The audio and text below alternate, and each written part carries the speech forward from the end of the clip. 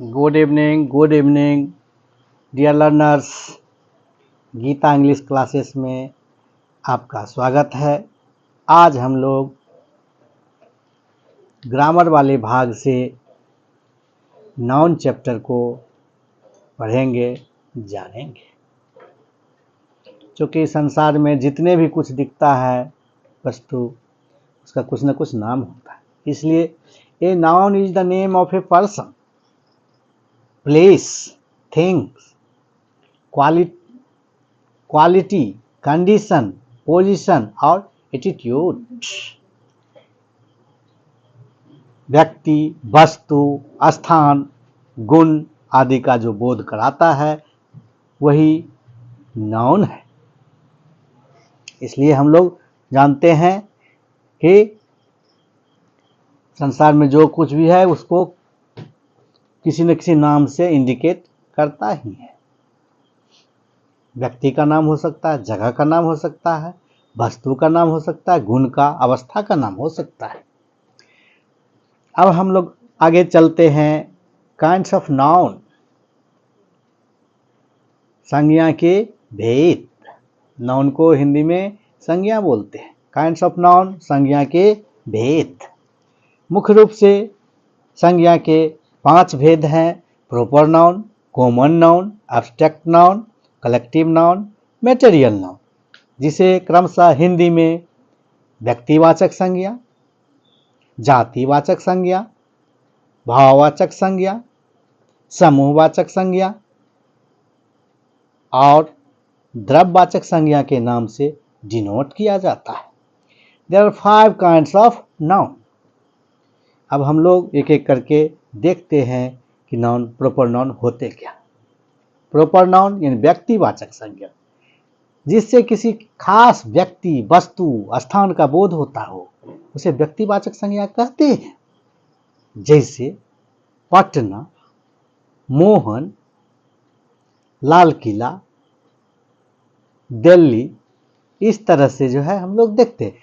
A proper noun is the name of some particular person, किसी खास व्यक्ति के नाम, some particular of person, place और थिंग्स, जो किसी खास व्यक्ति, वस्तु अथवा स्थान के नाम को व्यक्तिवाचक संज्ञा कहते हैं। जैसे अगर व्यक्ति के ले लिया जाए तो राम मोहन, स्थान का ले लिया जाए पटना, दिल्ली। इस तरह से हम देखते हैं व्यक्तिवाचक संज्ञा से किसी न किसी खास व्यक्ति का, खास वस्तु का, खास स्थान का बोध होता है। दूसरा नंबर में आता है कॉमन नाउन। कॉमन नाउन के पहले प्रायः ए लगता है एक वचन में रहने, और वो वचन पर उस पर भी निर्भर करता है, जिससे पूरे जाति का, पूरे समूह का बोध होता है, पूरे समुदाय का बोध होता है। उसको साधारण नाम यानी कॉमन नाम बोलते हैं। उसका खास नाम से लेना देना तत्काल नहीं होता है। जैसे a common noun is the name of given to every common person, जो सभी का हो सकता है। जैसे हम लोग बोलते हैं आप इधर आओ, तुम उधर जाओ, उसका नाम तुम अथवा आप नहीं है, कुछ नाम है लेकिन तत्काल के रूप में हम लोग कह देते हैं। किसी को बुलाते हैं, यह लड़का है, यह लड़की है, उसका लड़का और लड़की नाम नहीं है। राधा हो सकता है, गीता हो सकता है, मोहन हो सकता है, लेकिन उसको हम तत्काल के लिए लड़की बोल देते हैं, लड़का बोल देते हैं, स्टूडेंट बोल देते हैं। इसलिए a common noun is the name given to every common person, place और thing of the same class, एक ही तरह के रहते उसका बोध कराता है। जैसे गर्ल, गर्ल कह देने से सभी लड़कियों का बोध हो जाता है, राधा, गीता, सीता सभी का बोध हो जाता है। बॉय कह देने से मोहन, राकेश सभी का बोध हो जाता है। इसलिए कॉमन नाउन में अगर एक वचन में रहता है तो प्रायः ए अथवा एन लगता है। आगे हम लोग देखते हैं 3 नंबर में एब्स्ट्रैक्ट नाउन, भाववाचक संज्ञा। भाववाचक संज्ञा जो है जिसको हम लोग महसूस कर सकते हैं, अवस्था को महसूस करते हैं। जैसे an abstract noun is the name of A quality, गुण है, अवस्था है, स्टेट है, एक्शन है। इसलिए अवस्था का बोध हो सकता है, गुण का बोध हो सकता है, जैसे कि चाइल्डहुड, बचपन, दयालुता, ईमानदारी, बुद्धिमानी, खुशी, इस ढंग के जो बात है उसको हम लोग जो है व्यक्त करते हैं एब्स्ट्रैक्ट नाउन के अवस्था। इसलिए childhood, kindness, honesty, wisdom, happiness, these are all example of abstract noun.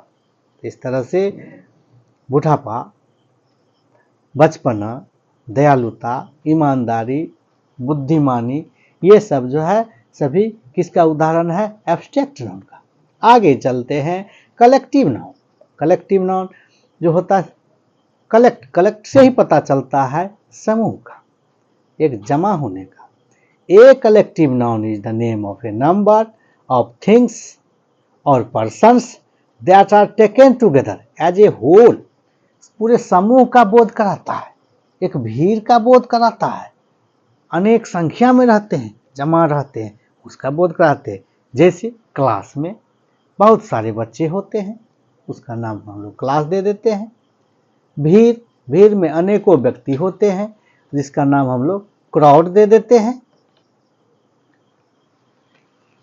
Crowd दे देते हैं, टीम कह देते हैं। ऑलरेडी टीम में 8-10 खिलाड़ी होते हैं, आर्मी कह देते हैं। तो आर्मी में जब भी होगा 50, 100, 200 संख्या में होगा ही।